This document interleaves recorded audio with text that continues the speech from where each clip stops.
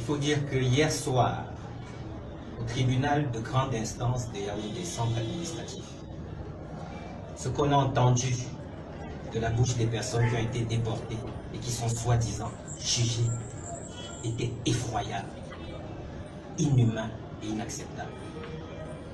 Ceux qui traitent les Camerounais comme des animaux et qui prennent le Cameroun pour un emploi à bétail, on ne vous laissera pas faire. Ce qui a été dit en termes très policiers et très juridiques tout à l'heure, c'est que nous sommes dans un empire de l'illégalité.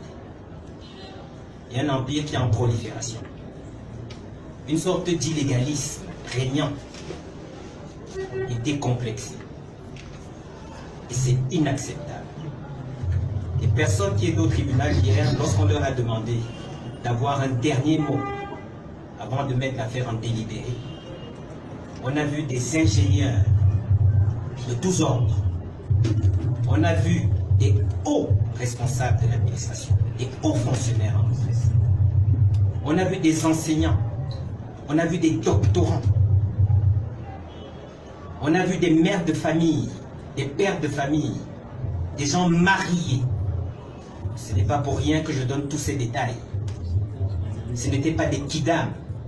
Et la cerise sur le gâteau, on avait 2 élus. Il y a des conseillers municipaux au Cameroun qui restent indifférents, alors que dans leur rang, il manque 2 élus qu'on a mis en prison pour avoir marché.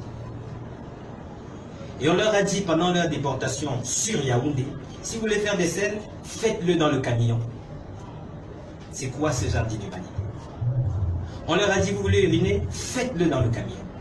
Et ces personnes étaient obligées de le faire. Mais ce qu'il y a de plus admirable, c'est que malgré tous ces traitements dégradants et inhumains, ils restent dignes.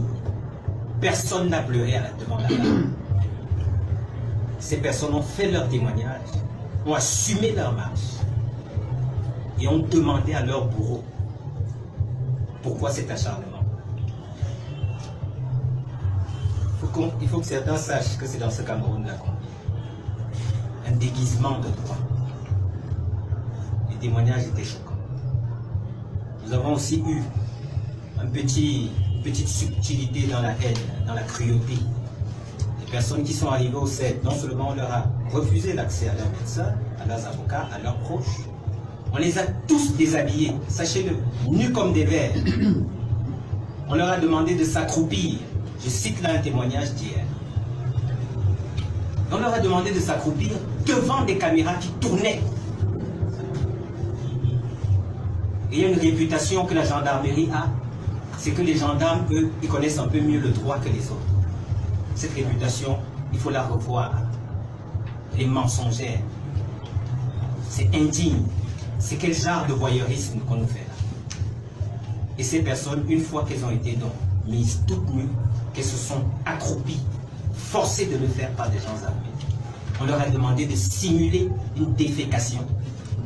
Parce qu'on voulait s'assurer qu'elles n'avaient pas d'armes dans leurs anus. Excusez-moi d'être aussi grossier, mais je vous décris les faits tels qu'ils sont. Et c'est le témoignage de quelqu'un hier, vous devez l'entendre. Il faut que les gens sachent. Nous sommes au Cameroun, au XXIe siècle. Vous devez aussi savoir que ces personnes sont détenues de façon mixte, sans aucune intimité. Lorsque des gens veulent uriner pendant la phase de leur garde à vue illégale, lorsque des gens voulaient uriner, ou alors faire des scènes, on leur disait faites-le au milieu de vos camarades, vos co-détenus.